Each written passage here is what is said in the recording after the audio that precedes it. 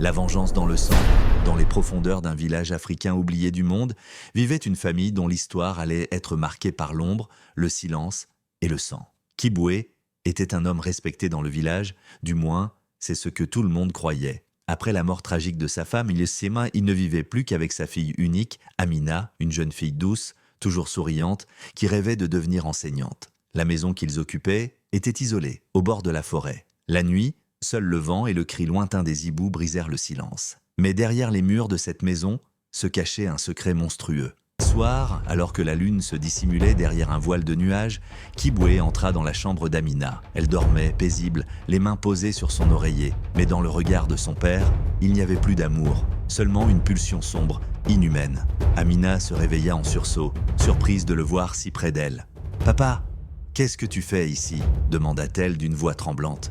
Kibwe ne répondit pas, et ce qui suivit brisa à jamais l'innocence de la jeune fille. Entre ses larmes et ses cris étouffés, elle osa murmurer « Papa, pourquoi tu me fais ça ?» La voix de Kibwe fut glaciale. « Ce que tu as vu, tu ne le diras à personne. » La grossesse et la peur, les semaines passèrent. Amina changeait. Elle parlait moins, mangeait peu, et son ventre commençait à s'arrondir. Dans le village, les murmures se faisaient entendre. Qui était le père ? Zrenia, pourquoi Amina ne va plus à l'école ? Un soir, Amina décida de tout dire à sa tante, la seule en qui elle avait confiance. Elle lui écrivit une lettre, mais Kibwe la trouva avant qu'elle ne parte. Cette nuit-là, la pluie tombait à torrents. Kibwe entra dans la chambre, un couteau à la main. Amina, assise sur son lit, recula jusqu'au mur. Ses yeux pleurèrent déjà. « Papa, je voulais juste dire la vérité. Tu m'as brisé. » sanglota-t-elle. Mais Kibwe, aveuglé par la peur d'être découvert, planta la lame en plein cœur. Le sang chaud éclaboussa ses mains. Sans un mot, il transporta le corps inerte jusqu'au fond du jardin et l'enterra sous le vieux manguier.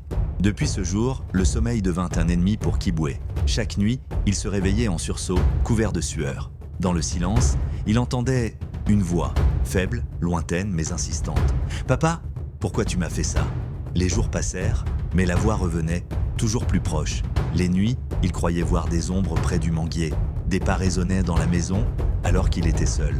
Une nuit d'orage, alors que la pluie frappait violemment les vitres, Kibwe ouvrit les yeux et la vit, Amina, debout dans l'encadrement de la porte, vêtue d'une robe blanche déchirée, maculée de sang séché. Ses cheveux trempés collaient à son visage blême, ses yeux brillaient comme deux flammes rouges.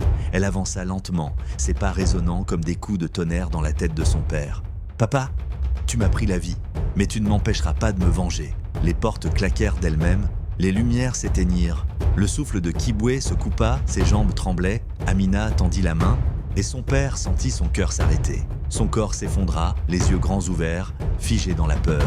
Dans quel pays regardez-vous cette vidéo ?